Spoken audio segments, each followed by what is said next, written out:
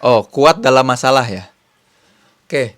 Bagaimana meyakinkan diri? Jadi kita pecah dulu masalahnya. Jadi kalau kita punya masalah atau problem, kan pasti gini.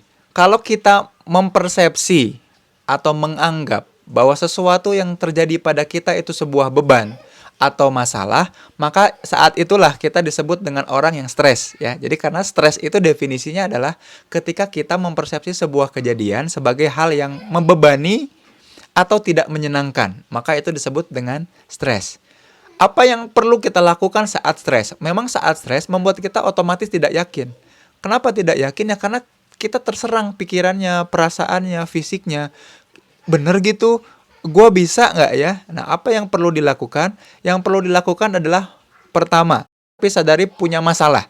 Kadang-kadang orang tuh nggak nyadar bahwa dia punya masalah, nganggap itu baik-baik aja atau lebih milih untuk menghindari si masalah. Nah, untuk tadi yang nanya, ini keren banget udah sadar masalahnya.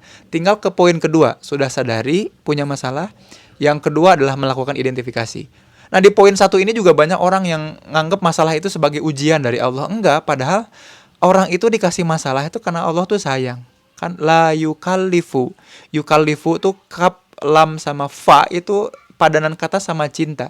Yukallifu dikasih beban itu bagian dari cinta, teman-teman.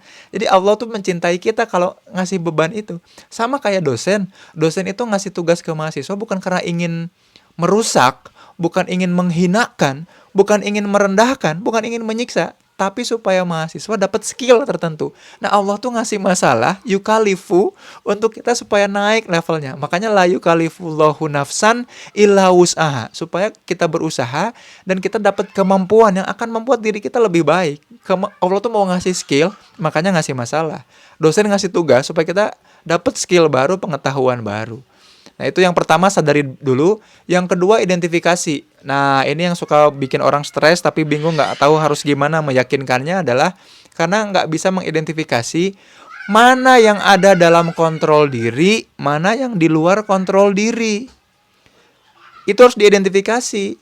Semua yang di luar kontrol diri nggak usah dipikirin, nggak usah dikerjain. Bukan urusan kita. Pendapat orang lain, penilaian orang lain, ketakutan akan orang lain, itu jangan dipikirin. Yang dipikirin itu apa yang bisa kita kontrol. Fokus di situ, actionnya di situ. Apa yang bisa aku lakukan, apa yang ada pada diriku, itu yang difokuskan, lakukan. Nah, hal itulah yang membuat kita akan bisa cepat dalam menyelesaikan masalah-masalah dalam kehidupannya. Dua itu. Sadari bahwa yang terjadi pada kita itu pasti skenario terbaik Allah, sadari. Yang kedua, identifikasi mana yang bisa aku kontrol. Fokus di situ, kerjainnya yang itu, jangan yang lain. Gitu, Kaisan.